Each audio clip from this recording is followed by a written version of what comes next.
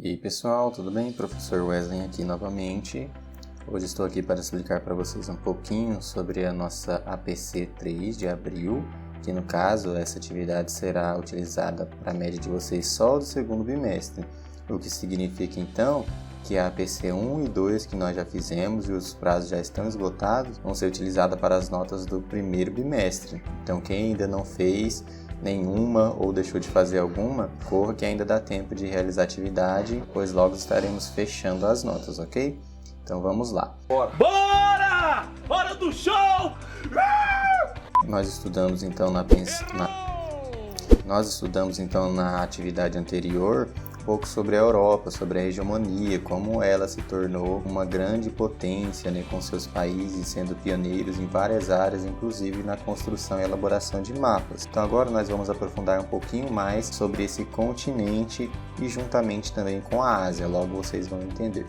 Bom, nessa primeira atividade aqui, nós já vamos começar relembrando, sobre os continentes. Então aqui tem esse mapinha, vocês vão observar o mapa e nós sabemos que tem 5 continentes, aqui o número 6, alguns não consideram um continente, mas a gente sabe que a Antártica não é considerado continente porque é basicamente o mar congelado, então não tem terra, então por isso que muitos não consideram ele continente. Então por isso que nós falamos que existem 5 continentes. Vocês sabem o nome dos 5? Então vocês vão colocar aqui, por exemplo, o número 1 que está aqui. Que continente é esse que está aqui em vermelho, O número 1, você vai escrever aqui a legendinha do mapa. E assim por diante, o número 2, 3, 4, 5 e o 6 que eu já acabei de falar, ok? Então só para nós lembrarmos o que é um continente, beleza? Dando continuidade agora que vocês já identificaram os continentes, nós vamos estudar sobre 2 especificamente, sobre o caso da Eurásia. Nós vimos aqui nesse mapinha de continentes que basicamente todos os continentes são separados por oceano, por água, vamos falar assim. Então, por exemplo, tem aqui o continente X, que eu não vou falar o nome que vocês vão colocar na atividade, ele é separado por água. Esse continente aqui também, ele é separado basicamente quase tudo por água. Esse aqui também, tá vendo? Os únicos que não são separados por água são esses dois aqui, tá vendo? O roxo e o amarelinho aqui, 2 e o 3, que vocês vão colocar o nome aqui, tá? Então nós vamos entender o porquê. Então o continente Europa e a Ásia estão localizados em um mesmo conjunto de terras emersas, como eu disse, não é separado por água. Vamos falar um pouquinho sobre as características físicas desses continentes. Mas antes vamos entender o porquê que a gente está falando Eurásia. Vocês já devem ter notado que a junção dos nomes Europa, aqui, e Ásia. Ou seja, é a junção, esses 2 continentes são como se fosse estivessem juntos só justamente porque ele tem essa característica de não ser separado por água. Então as características físicas desse continente, dessa grande massa continental que nós chamamos de Eurásia, é formado pelos territórios da Europa e da Ásia, como eu já comentei, e eles são separados, nós vimos que eles não são separados por água, por um mar ou por um oceano. Por que então eles são separados?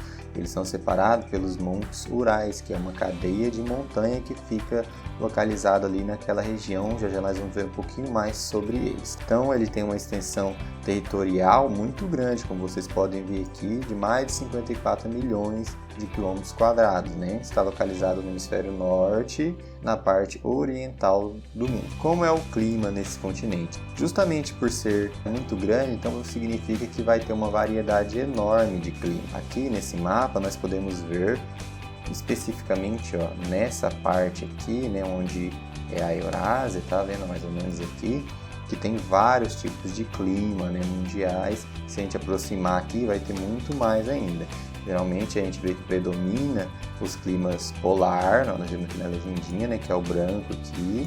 Também tem o clima subpolar, tem um pouquinho de clima desértico, tem o clima marítimo, as corzinhas aqui vão falar pra gente os tipos de clima.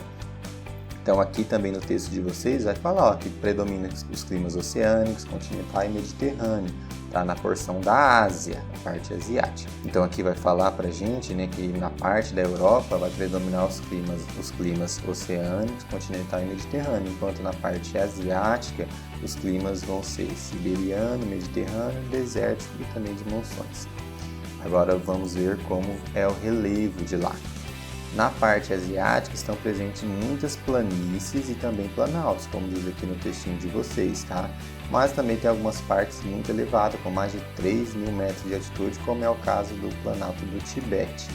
Tem também cadeias montanhosas, como o Himalaia, que é a maior montanha, né, do mundo, é o lugar mais alto do mundo, é considerado.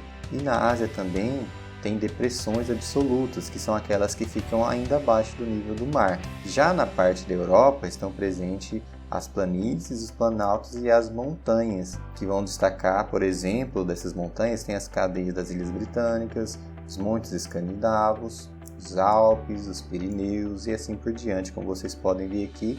E é claro, a gente não pode deixar de ressaltar os Montes Urais, tá?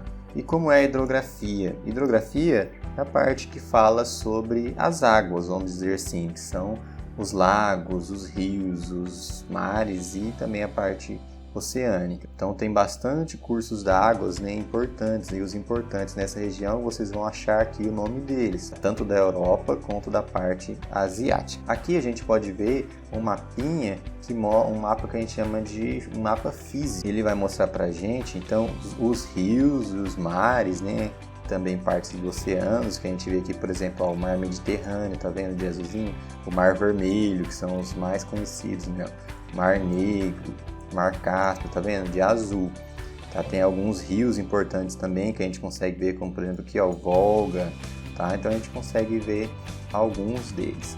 Mostra pra gente também as altitudes, ó, desse lado aqui as altitudes, ó, de 0 até 4.800 metros, e também as profundidades dos oceanos. A profundidade dos oceanos e mares a gente vê pelo azulzinho, quanto mais forte o azul, mais fundo, né? E aqui a gente vê também as altitudes do relevo, quanto, dependendo da cor, né, quanto mais forte até chegar no roxinho significa que é mais alto. E a gente vê também as formas do relevo, né? Então aqui, ó, a gente pode ver os Montes Urais, que são aquelas cadeias de montanhas, os Alpes escandinavos, então tem o nome deles aqui, ó, Atlas e assim por diante. Vocês podem ver certinho aqui o nome. Que a gente acha o Himalaia, né, que é bem conhecido também, e assim por diante, né? Só vocês explorarem aí para ir achando essas formas de relevo. Sabendo disso, aí vocês vão agora responder essas perguntinhas, ó, em que vai falar sobre o que eu acabei de explicar para vocês, sobre as maiores altitudes, como você vai ler esse mapa, que eu já expliquei, né? A cor verde até a roxa significa mais baixo até mais alto.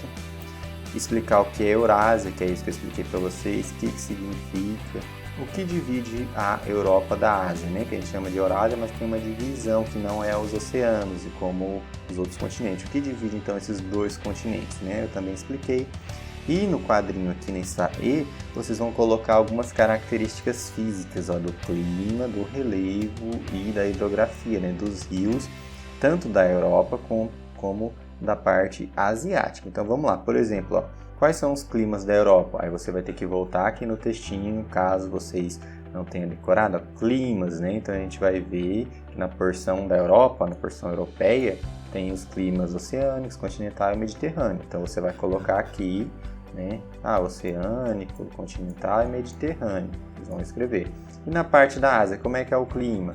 O clima que tem lá, e você vai voltar aqui novamente, ó, já na porção asiática, né, ó, que fala aqui, os climas são esses, ó, né? Então você vai colocar aqui e vai fazer o mesmo também, tá?